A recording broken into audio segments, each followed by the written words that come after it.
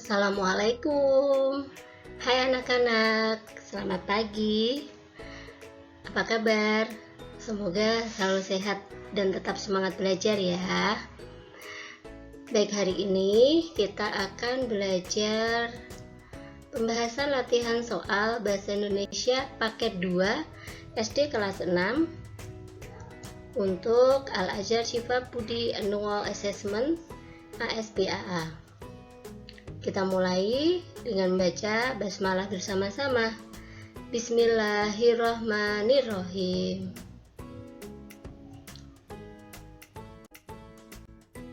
Soal nomor 1, perhatikan ada sebuah paragraf dan kalian diminta untuk mencari kalimat utamanya.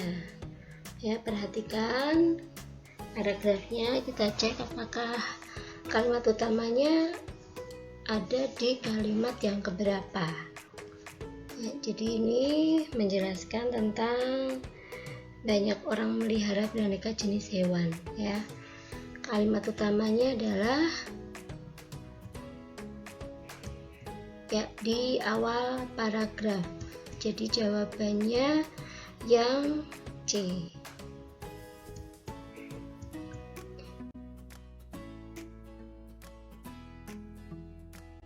Ada sebuah paragraf, kita diminta untuk mencari kalimat yang sesuai dengan paragraf di atas. Kalimat yang sesuai itu berarti tidak harus kalimatnya sama, tapi semakna ya. Jadi artinya sama, maknanya sama, tidak mengubah arti. Kita cek dulu pilihannya. Yang A, buaya akan pergi ke tempat yang tinggi saat bertelur.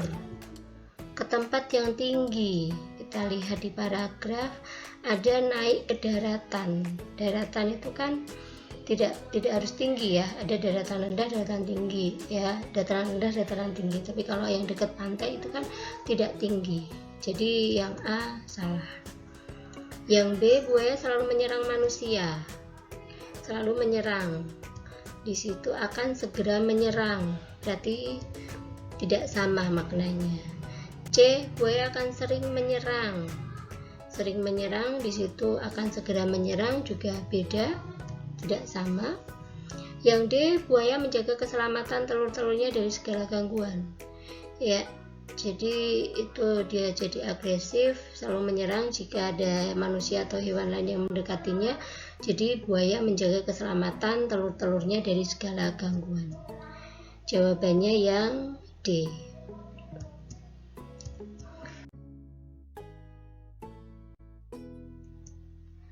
Nomor 3, ada sebuah paragraf. Kita baca paragrafnya ya, silahkan.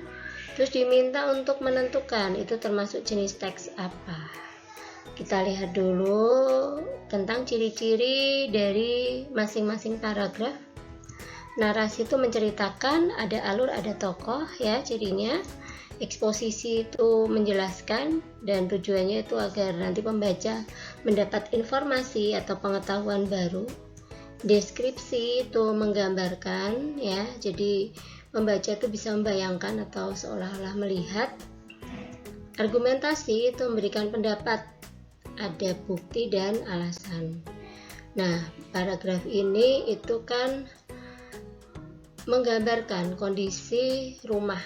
Ya, jadi kita bisa membayangkan rumahnya seperti apa. Ya, ruang tamunya itu bagaimana ya, itu lebih ke ruang tamunya. Jadi jawabannya nomor 3 adalah deskripsi, C.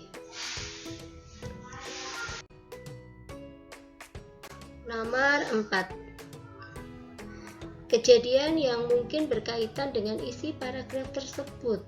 Ya, jadi ada cerita, kemudian kita lihat kalimat yang terakhir ya. Tanpa alas kaki, Mbok Darmi berjalan di sekitar lantai yang licin di dapur. Alhasil terjadilah kejadian yang tidak diharapkan. Nah, kejadian apa ini? Kita lihat yang A, kaki Mbok Darmi terkilir. Kalau lantainya licin kan bukan terkilir ya, berarti salah. Kemudian Mbok Darmi terpeleset Ya, bisa jadi terpeleset, tapi kita lihat dulu yang C. Ingat, semua pilihan ganda harus dibaca semua ya, walaupun kita tahu yang B itu benar, tapi cek dulu yang C dan D, siapa tahu ada yang lebih tepat. Ibu menyuruh Mbok Darmi membersihkan air, bukan banyak tamu ya. Kalau banyak tamu ya buru-buru kan, jadi kalau untuk membersihkan air nanti tidak keburu ya, mungkin tidak. Kemudian ya salah yang C. Kemudian yang D, menyuruh Pak D mengambil kain pel. Di situ tidak ada tokoh Pak D, tapi itu langsung ada Pak D ya, juga tidak mungkin. Jadi jawabannya adalah yang B. Mbok Darmi terpeleset karena lantainya kan licin ya. Nomor 4B. Lanjut nomor 5. Nah, ini ada bacaan ya sebelum nomor 5 sampai dengan nomor 7. Kalian bisa baca di lembar kalian. Tokoh utama cerita di atas adalah, atau tokoh utama itu tokoh yang punya peran penting dalam sebuah cerita atau menjadi sentral dalam sebuah cerita. Nah, tokoh utamanya adalah Ocha ya, karena di sini Ocha yang punya peran penting dalam cerita itu. Lanjut 6. Latar waktu dan tempat cerita di atas adalah, latar waktu itu kapan peristiwa terjadi, latar tempat itu di mana peristiwa terjadi. Nah, latar waktu dan tempat cerita itu adalah ya saat itu di rumah ya. Jadi Ocha saat itu di rumah ada kejadian seperti tadi. 7. Amanat cerita. Amanat cerita itu pesan moral yang terkandung dalam cerita. Jadi Ocha ditinggal sama ibunya, kemudian diberi tugas untuk mengangkat jemuran, tapi ternyata ketiduran ya. Jadi amanat ceritanya adalah ya, kita harus mengingat tanggung jawab kita ya, dan Ocha lupa untuk tanggung jawabnya. Nomor 8, ada 2 teks. Kalian diminta untuk mencari persamaan dari kedua teks. Itu adalah menceritakan anak-anak yang kita lihat ya, persamaan itu berarti harus ada di kedua teks tersebut. Di teks 1 ada, di teks 2 juga harus ada ya. Kita lihat berprestasi, di situ tidak dibahas tentang prestasi. Kemudian yang B, dirinya sendiri, itu tidak, karena untuk keluarga juga ya, bukan hanya untuk mereka. Bertanggung jawab itu bukan tentang tanggung jawab ya, walaupun yang teks 2 itu kan jadi tulang punggung, jadi tumpuan ya, tapi yang teks 1 tidak dibahas di situ. Jadi jawabannya yang D, karena mereka harus bekerja ya, karena keadaan. 9. Ada sebuah pantun, kalian diminta untuk menentukan amanat pantun. Amanat pantun itu terdapat di baris isi pantun. Dan baris isi pantun itu adalah baris ketiga dan keempat pantun. 3 dan 4. Nah, jadi amanatnya, jadilah anak berbudi luhur, anak yang tahu balas budi. Maksudnya apa? Ya, anak yang baik tahu cara berterima kasih yang benar ya. Balas budi itu berterima kasih.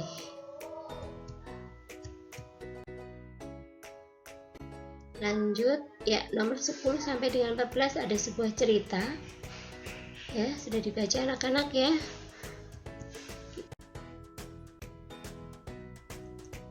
Kita cek nomor 10 ya.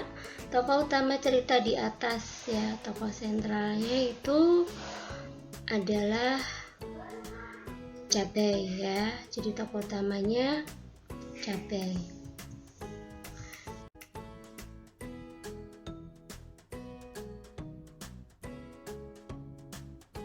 Nomor 11, latar cerita tersebut adalah, di situ ada nama-nama tempat, berarti latar tempat yang ditanyakan. Peristiwa tersebut terjadi di kebun ya, karena terjadinya di kebun latarnya.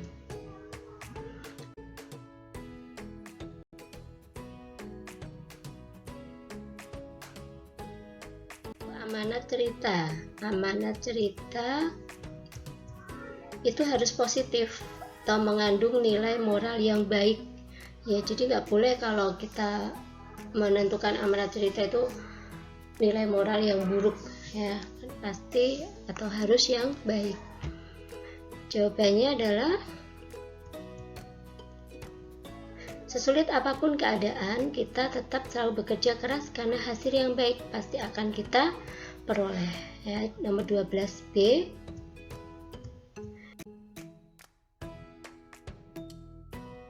Kemudian nomor 13, sifat tanaman cabai. Apa sifat tanaman cabai?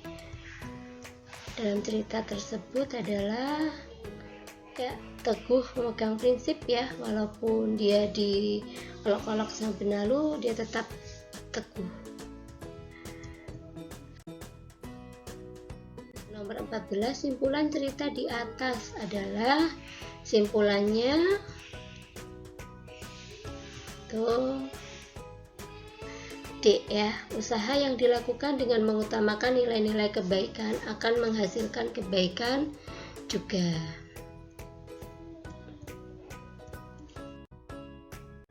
Kemudian nomor 15, perhatikan di situ ada sebuah puisi. Kalian diminta untuk menentukan tema puisi.